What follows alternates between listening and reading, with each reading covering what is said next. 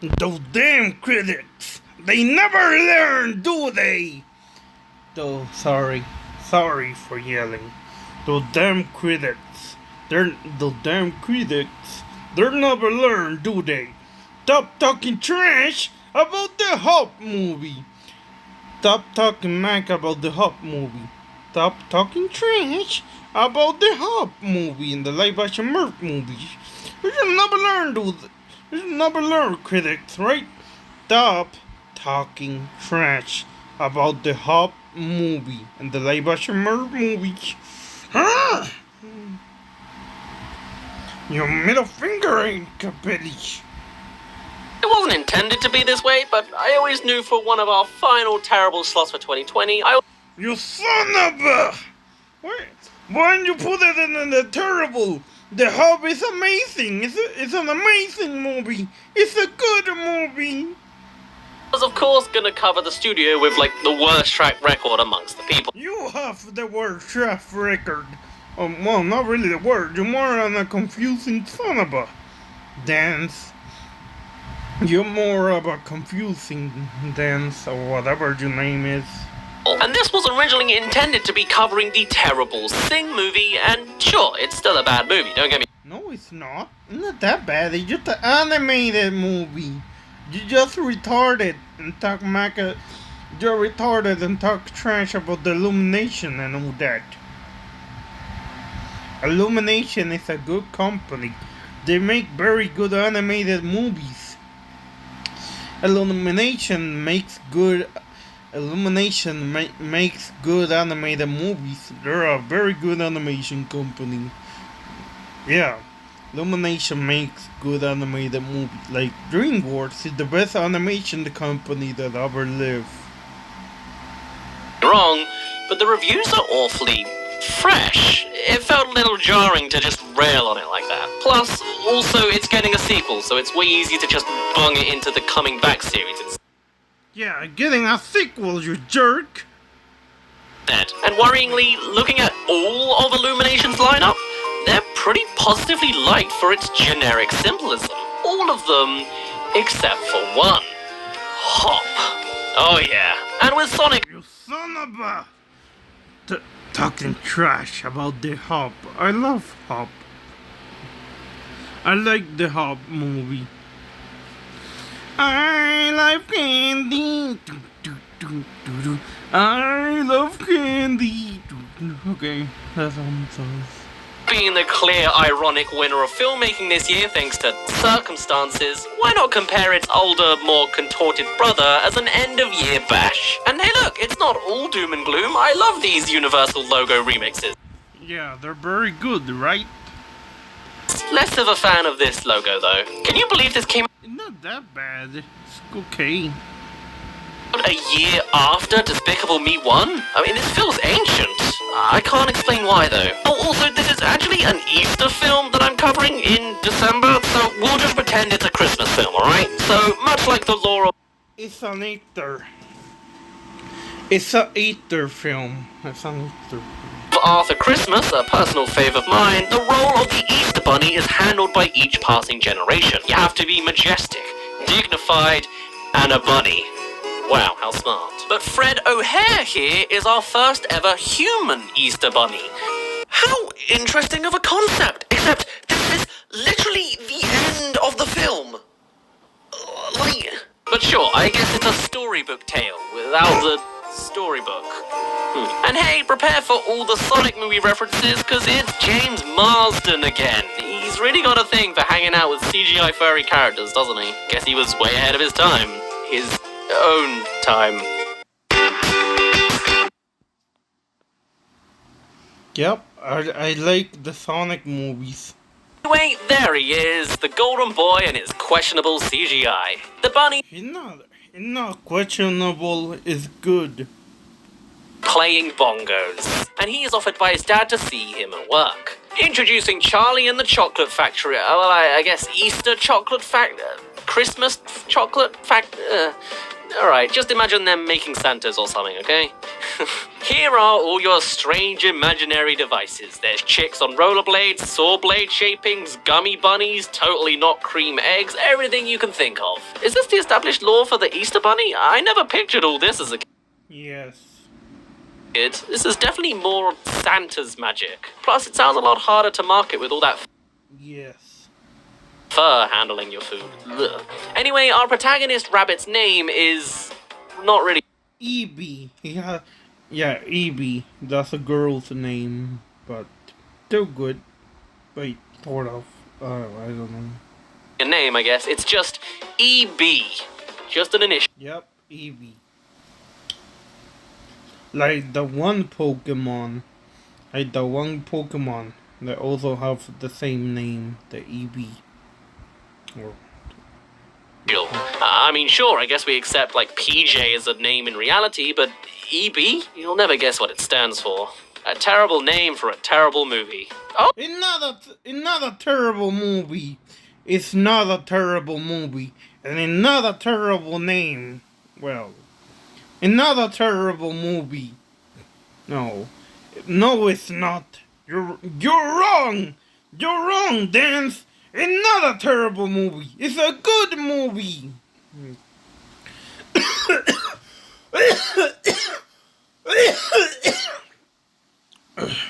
It's a good movie. Another terrible one. Another terrible movie. It's a good movie. So. Oh, and the dad is voiced by Hugh Laurie. Huh. His name, by the way, is Mr. Bunny. Or just Dad. Quality. Anyway, the dad is the current Easter Bunny, delivering to all the children in the world, and someday EB will inherit all of this. I was wondering why chicks are always a thing as well during Easter, because apparently I've never really thought about the lore before, and it turns out chicks symbolize a new life and come from the eggs. And also Jesus. Anyway, chicks are like the elves in this department, with the grumpy second-in-command Carlos clearly being secretly evil. Oh, also there's another chick, Phil, whose entire character trait is constantly dancing to pop culture reference pop music. It's all an excuse to not really put any real effort in. Moving over to the backstory. It does have real effort. It does have real effort. I love corporate. Very good. Of our human, we come to California. Bit of a trip from Easter Island, but okay. Where, oh my god, the young Fred spots the Easter Bunny. And you know, I don't think I've ever seen a modern Easter Bunny approach before. I mean, he's got his own magical sleigh and an army of rabbits in a compartment, and it's all just very high-tech. Did I miss out on all this lore during my childhood? I thought it was just a bunny with a basket. This really does feel like a Christmas video if you just imagine the sleigh is red. And then we skip to 20 years later, and Fred is in the exact same place, living with his parents. How millennial. And this is actually the plot of his arc. His family want him to move out and get a job. Which, you know, fair, but in this economy? In Hollywood? Have you seen The Rent? And back to I guess not. I guess not. I guess they haven't seen The Rent. B again, and he's now a drummer, with Phil headbanging along to Good Charlotte, because this is the early 2000s apparently. The dad disapproves of the noise, saying he should be rehearsing a speech as he's about to be crowned the new Easter Bunny, but EB isn't interested. Drumming is his dream. Also, there's this. What about China? It's candy, woman! We haven't cracked China yet. Why do I get the feeling this line was extracted from, like, the Illumination Executive Board? Anyway, EB is told he's gonna be the bunny, and he has to get his priorities straight. To which EB decides to run away that night, using this hole-based public transport system device thing in the middle of the island. Is this just because they're bunnies? Is it an Easter thing? But they're on an island, like, surrounded by water. What is this law? And you'll never guess where EB goes. Hollywood. Meanwhile, Fred storms off from the family until his sister, oh hey, it's her, comes to the rescue with a crazy opportunity of luck. See, she apparently has access to a mansion in Beverly Hills for 2 weeks, house-sitting for her boss, and has given Fred a job interview at a gaming company he loves. What? What a fortunate string of events! Or just terribly contrived writing, but we'll go with it. Think of... It's not terrible. It's not terrible. It's good. This is a reboot. Right? Also taken from an executive meeting. With Fred sorted for a fortnight, EB's plan in Hollywood is to go to the Playboy Mansion. This is not a joke. It's in this kid's movie. The Playboy Mansion has been home to sexy bunnies from around the world. Why? And after being rejected, we get a sad walking montage with yet another song, Every Rose Has Its Thorn. I've yet to feel a genuine twang of original writing beyond the plot convenience, the unexplained lore, and the adult attempted jokes. That being said, there's something I will give a little credit to this movie for. It's no Guardians of the Galaxy, but some of the lines are pretty witty and gave me a smile. How could this night get any worse? A car accident. Either way, sometimes something lands. It's a tad better than meow, anyway. But yes, the two finally meet, and Fred sees that EB's still alive, but doesn't recognize the clothing. I'm dropping a massive stone to take them out of their misery. I like that. Anyway, EB starts talking. Wait, what? What did you say, Dance? You wanna get your death penalty, dude? Fred freaks out and they both run into the mansion. They chat, it's awkward, you get all this, and EB demands to stay over as a favor and is allowed into the garage. As for EB's family, they haven't responded really yet. The dad isn't really freaked out and only just learns about the whole escape plan, and even still, he's more sad than anything else. As for Carlos, he's incepting the idea of disowning EB and begins hopping too, hoping to take the mantle for himself. Also, here's Phil enjoying Burn Baby Burn as he works because of course he is. He has no other personality. Song relevance be damned. And the dad finally does something by sending out the pink berets, 3 emergency ninja bunnies. Sorry is the video too loud. I'm sorry for that. One with a phone, one with a tranquilizer, and one with an inhaler. 1 out of 3 of these traits finally does something by sending out the pink berets, 3 emergency ninja bunnies. 1 with a phone, 1 with a tranquilizer, and 1 with an inhaler. 1 out of 3 of these traits never comes back. It's the next morning, and Fred checks on EB just in case it was all in his head.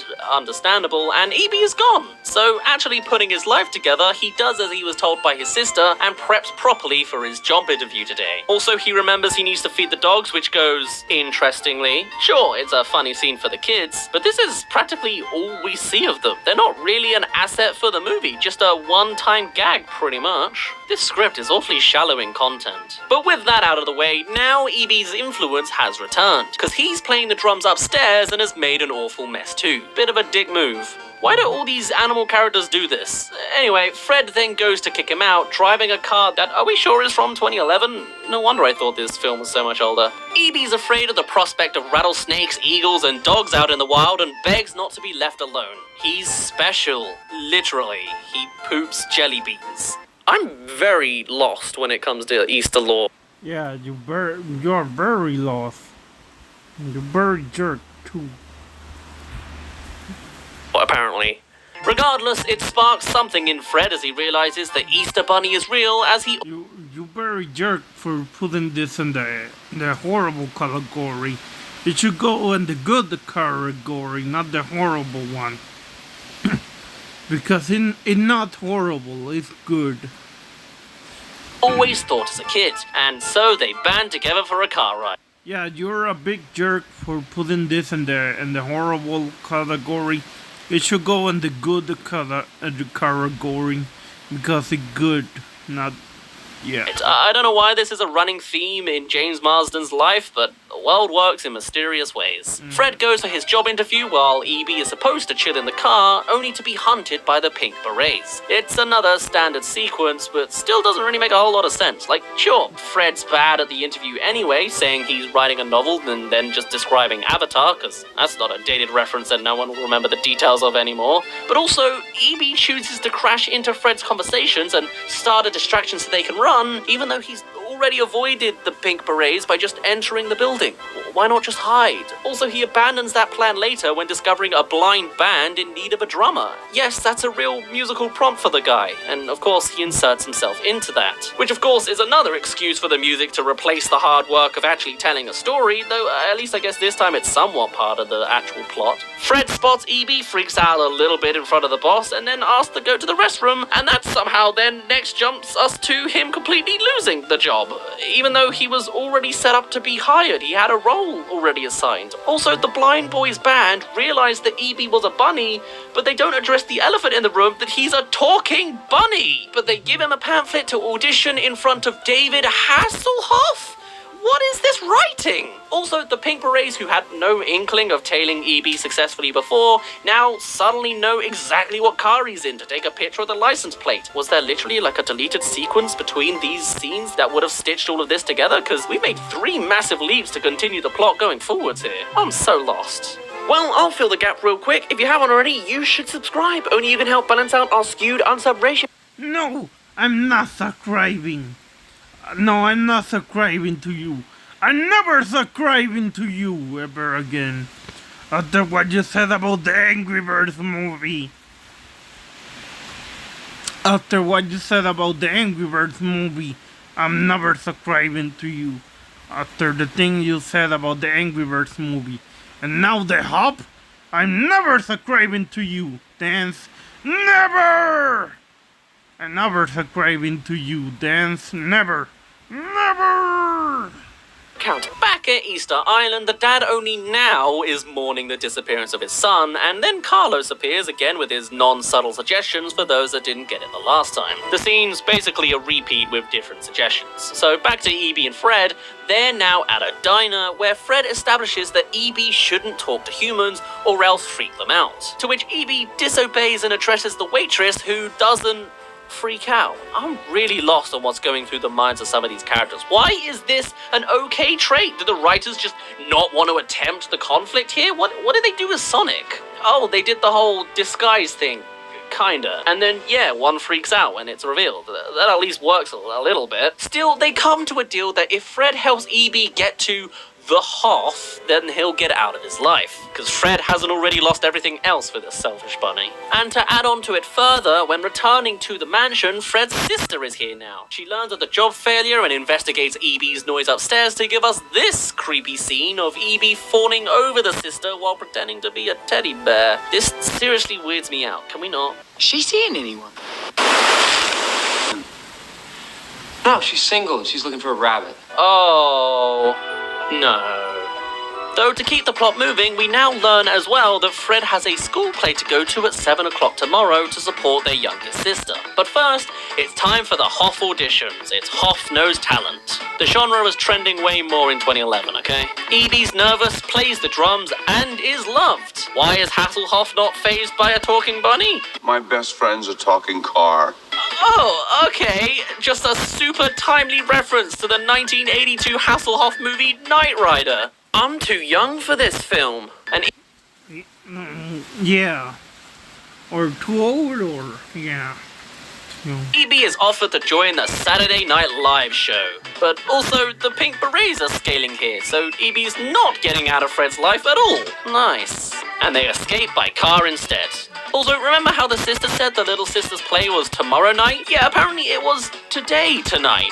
Because we're here now, and they're performing the magic of Easter, because of course they are. The little sister, who's established to be good at singing, is terribly off-key as a joke, and EB freaks out thinking the rabbit shadows are the Pink Berets, leading to this sequence of events. EB starts talking to calm down the crowd, they call it ventriloquism, everyone starts dancing, and this frog is having a wild time. And everyone just gets into it because the writers left and the show must go on. But hey, I like this bit. You should be nicer to your son. But it's just a thought. It's a good line from the ventriloquist perspective. Anyway, the little sister kicks him afterwards and the dad confronts Fred to say he's disappointed in him. No surprises there. And in this moment now...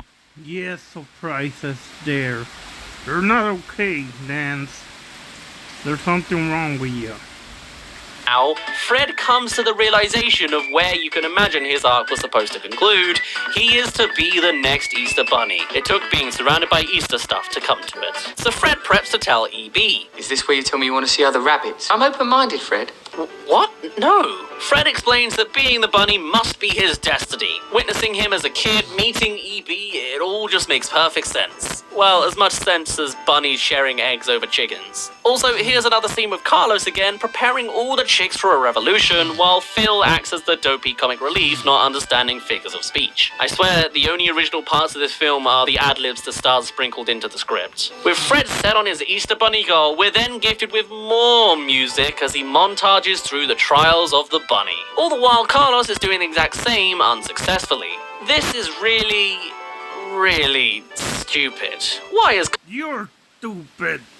You're stupid, Dance. You're very stupid, Dance. No, it's not. You're the stupid one, Dance. The hop is not stupid. It's good. It's very good.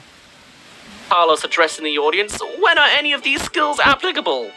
Anyway, Fred gets better at them, and the montage ends. And the pink berets now crash into the mansion. Probably could have done that earlier, considering they were tailing the car, but whatever. They tranquilize the dogs, chase E.B., and he sets up a turkey trap. Then hops in a Hasselhoff limousine and drives off to the Saturday show, with more music. How convenient. As for Fred, the pink berets tranquilize him. The dude really gets the short end of the deal with this connection with E.B., doesn't he? And next thing we know, he's on Easter Island. How did he get here? Through the hole? This makes no sense. Now, Fred believes he's here to be inaugurated as Easter Bunny because he's low-key lost the plot, and in actuality, everyone thinks he's killed E.B. because the turkey trap was wearing one of E.B.'s outfits, looking like a cooking murder. How the Pink Berets also brought the turkey trap with them, as well as a 5'8" human being, is something you really shouldn't think about. And yes, I googled James Marsden's height, don't at me. Carlos then uses the opportunity to trap every bunny into a single room and heads a coup, turning the berets into solid chocolate with some awful CGI, because I guess they ran out of budget all this. Not awful CGI. He just turned them into chocolate. That's it. Way in, and the chick sees Mr. Bunny. E.B. is questioning himself in the mirror, which turns into a flare of originality briefly. Then Russell Brand makes his cameo appearance for those that recognize him and his E.B. casting, and when asking Hasselhoff what to do, he says to go to Fred instead. Kind of taken away from the logic of his character, since surely he's all about putting on a good show for his branding. But okay, sure. Plot needs to work out somehow, doesn't it? Gotta compliment Hasselhoff as being the good right guy. We're sure the writers are still here. So Carlos has the Egg of Destiny, which is apparently like the wand that gives the powers of the Easter Bunny to, drive a sled and walk 5 steps. And Carlos decrees that children don't want candy and chocolate, they want... Yes, they do. They do want candy and chocolate. Bird seeds, dried crickets, and worms. Kind of a last-minute switch to make kids recognize that they don't want him as a leader. Yep. So, how did they supply all of this on, the night of Easter, essentially? What was the planning logistics behind all of this, especially in secret? How do they have these supplies? Whatever, E.B. now makes his appearance and is shot up by a gummy cannon. The dude doesn't actually help the situation in any capacity. Fred and the dad are to be lowered in some boiling substance, but the ropes they're tied with are made out of black licorice. It'd be nice if they'd somehow established that only Fred could eat it, liking the taste, but no, it's just... They escape and E.B. is saw-bladed, except he's not because of the sole reason of... he dodged them all. Oh boy. Wait, what? Now I don't understand what you're saying. Now I don't fully understand what you're saying then. So yeah. Yeah, so now I don't understand what you're saying, Dance without your name. You critic jerk. And they cut off his gummy restraints instead. I think the writers literally didn't have a fix for this, so they just gave up. Fred and the dad jump off their trap, and that's them done for the film. No, really, this action scene is done. It's over to... EB now, who's sent to go to Carlos over by the magical sleigh. That egg of destiny, by the way, is showing its powers. Flight, as all bunnies are known to have, as well as deforming the guy to have rabbit traits. And EB would have inherited this himself, despite already having... Alright, let's move on. EB is beaten in a fight for not being strong enough, and as all the chicks prepare to fly off in the sleigh, Phil is set to be the air marshal. I wonder where this is going. Hey, at least it's well established. EB, now next to a random drum lying around, conveniently starts... what do you know, drumming, and it completely distracts Phil's gesturings. For a full minute and a half, we have Phil dancing along to EB music, Carlos being thrust every which way, and eventually crashing onto the ground. And that's literally it. Bit of an abrupt ending, but as we said, the writers left like 20 minutes ago. The rabbits say sorry to each other, the pink berets are They didn't laugh. They were always there. They were always there.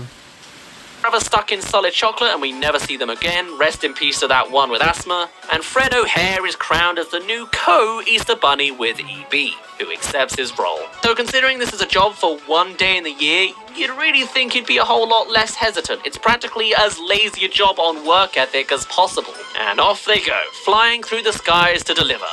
They legit never come back to any other story beat. There's a final family dinner the next morning. Fred has a new uniform. The dad shoots him down only to see the slave for himself. And now he's proud of him, spouting every generic supporting father line possible back to back to back. The formula machine just never stops running. And despite just doing their night's work last night, they randomly fly off again now in the middle of the day.